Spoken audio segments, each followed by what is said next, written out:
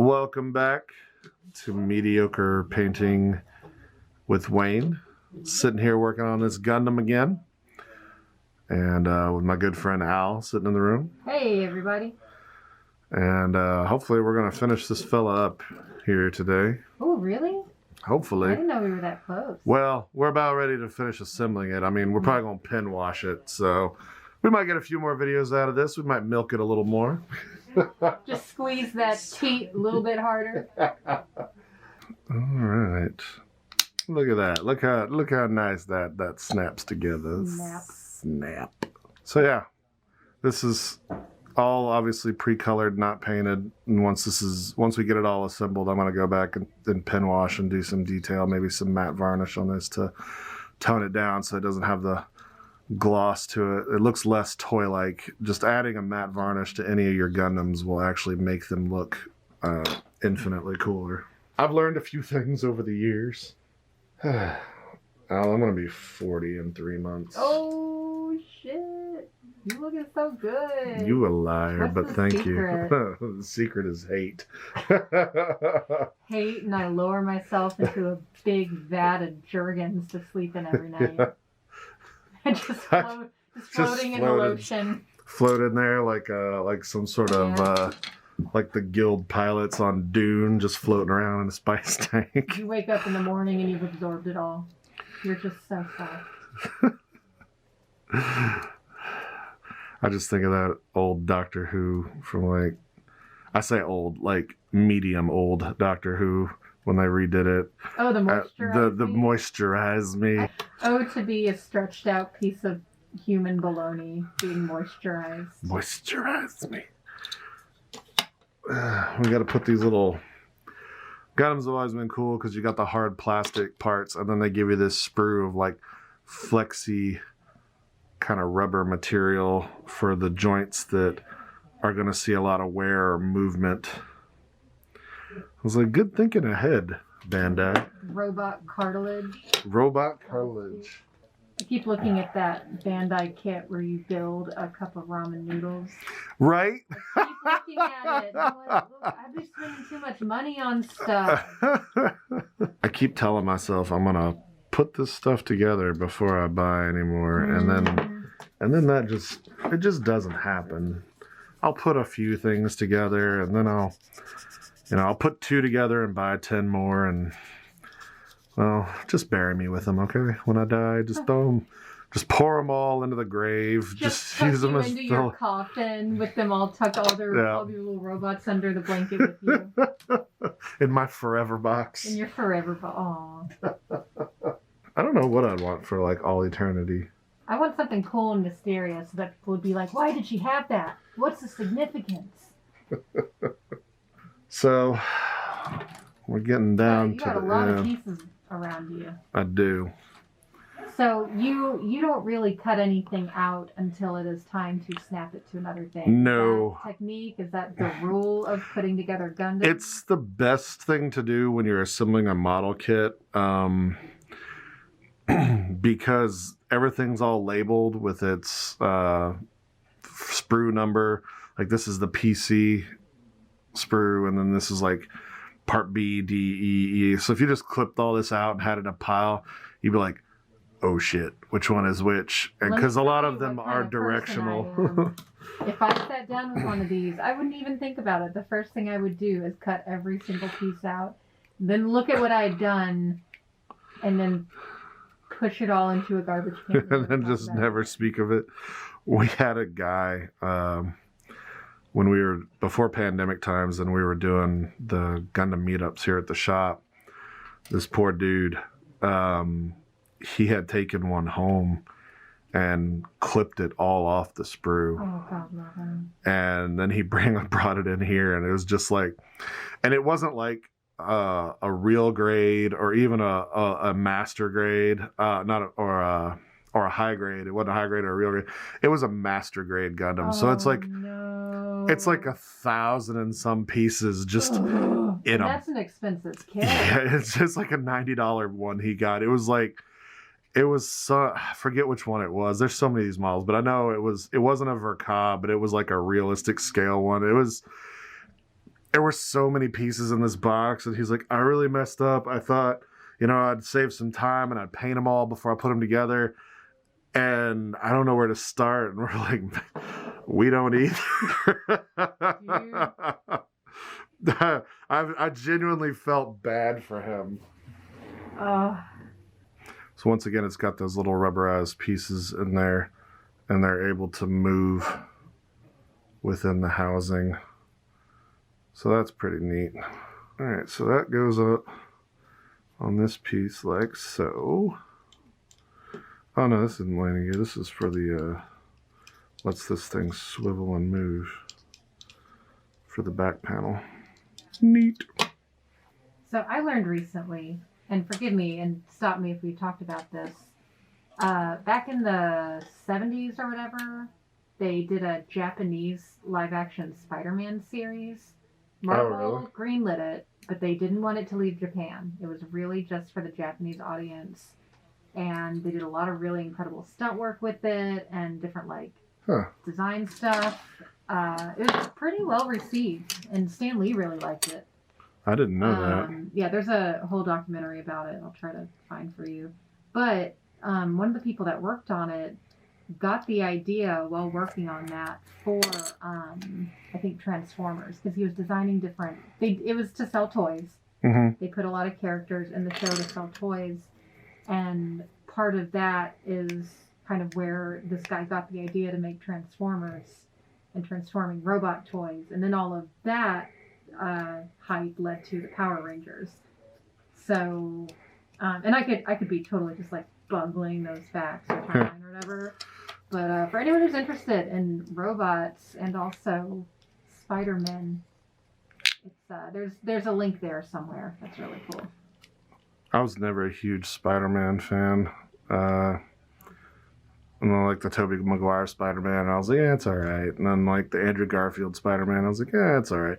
And then Tom Holland takes over Spider-Man, the MCU, and I was like, oh man, I really like Spider-Man now. So it's like a good actor, like really getting the tone right can really set that up. Apparently there's a lot of stuff that gets imported overseas from like that are originally American. They get made up to be a little different. I suppose it's no different than their stuff coming here when it gets dubbed over and it sounds terrible when it's dubbed.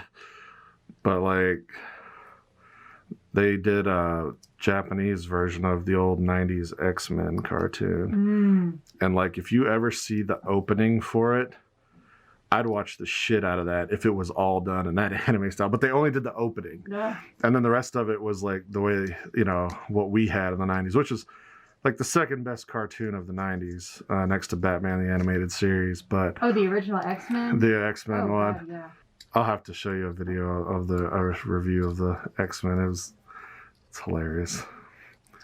But I liked that cartoon, but like the redone opening for Japan is just phenomenal. Let's see, so missile launchers, missile pods on the side, because they're all about missile pods. So that snaps in place. And then that goes in this rubber gasket here on the side, like so. It's looking pretty cool. It is. But yeah, long story short, don't clip your stuff off your sprue until you need it. Oh. Even like new Games Workshop models, I say new, they started this back in like 2012, where like when their pieces stopped being universal, and like they had very specific models, and they started going more to the single pose things. Like you don't get it off the sprue until you got the other part to go with it, because otherwise you're gonna be trying to figure out which gun fits in which hand and which thing goes with which. It's not a Lego set. It is not. This pod number 2 in the animated, in the cartoon. So it's got these pods and these little doors open in the front, and the missiles shoot out from the inside. These are the long-range missile pods. I was always a sucker for space opera. Oh, yeah. What's it all? Macross and Robotech and all that stuff. You said space opera, and I just assumed you were talking about the Fifth Element. No. Touche. Not actual space opera, but space opera. Neat how that clicks. That's very satisfying to watch. All right. So we got the part of the super armored pack. That's what this is called, the SAP, the super armored pack. We got the parts of the super beam cannon. Why the hell do I remember this? Why do you remember that? I don't know. I loved this version when I was a kid. And of course it had a component put out by Palladium Books for their role-playing system. Of course they've lost all the licenses now to this because they're, well, the guy who owns Palladium Books, Kevin Simbita, is a raging asshole. I'm gonna tell him you said that. Oh, you can. I tell him to his fucking face. Everybody loved Rifts in the 90s and like Robotech and their whole system, but his game system never evolved with the times. He's quoted as saying, "It's a perfect game system. Why would I put out another edition?" And it's not perfect. It's actually the clunkiest, like shittiest playing, slowest game ever. But his source material is great. Like his ideas and and like the stuff that they wrote about and like things that they extrapolated on for their worlds, like super awesome ideas. Horrible game mechanics and horrible business sense. All of his lines have since, like, just in recent months, you can't find any Palladium books in distribution right now for like retailers like me to pick up. And so it sucks because we still sell some of them for nostalgia buffs that, you know, want the old Rift stuff. But 15 and 16. So I'm gonna have to see if I can get them direct from him, but he's not a great guy to work with as a retailer, and he's very full of himself.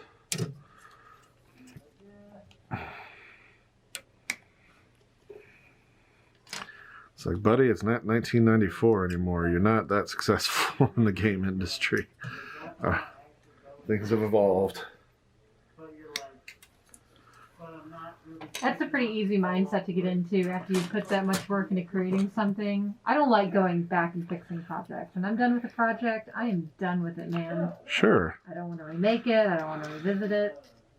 And that's why I'm not a game publisher. Like, they did a little bit with, like, putting it in Savage Worlds because he was desperate for money, so he sold the rights to some of his properties to Savage Worlds to, like, using Rifts for that game system, which is, like, the most generic role-playing system ever, which is fine. But it's like, all right, you've obviously recognized that people want a little bit easier way to play your game. And I know you don't want to reprint 400 source books, but maybe take a look at it. Maybe say, hey, here's a better way of doing this. Is there anything comparable nowadays from other publishers? For Rifts? No. No, it's very much its own thing. I mean, D20, because it's still based on a D20 system, like D&D still has similar stats as D&D and everything, but the way the biggest problem with Rifts was the combat system, all the Palladium system games, because it literally would take forever to run combat. And it's hard when you slow down a game. And there's the super beam cannon. It's the last of our little rubber pieces. So I can toss this sprue. Is there anything you can do with those leftover pieces? Terrain stuff? Or? Not with this little rubber flexi one, but like regular sprue, you can certainly use it on bases for terrain and stuff, which we do all the time. We got a big bin of old sprues. You use it to break it up to look like concrete girders. be cool to press that down into a, like, actually make an impression with it and kind of do a lot of flooring tiles. Yeah. With all of that. All this stuff. Yeah. One of our buddies actually cuts sprue pieces and uses them as like tiles in buildings and stuff. Seems tedious as hell, but it looks cool when it's done. Good way to recycle stuff. That is true. So this little piece goes inside here to hang down on this slot so that this piece can slide. Some people don't worry about filing these little nubs down, but I always like to get rid of as much of them as possible. Oh, so that won't go in there. It's got some flash on the peg. I don't know if we can show that on YouTube. Just censor me trimming this flash off this cylindrical object. Oh yeah, there it goes.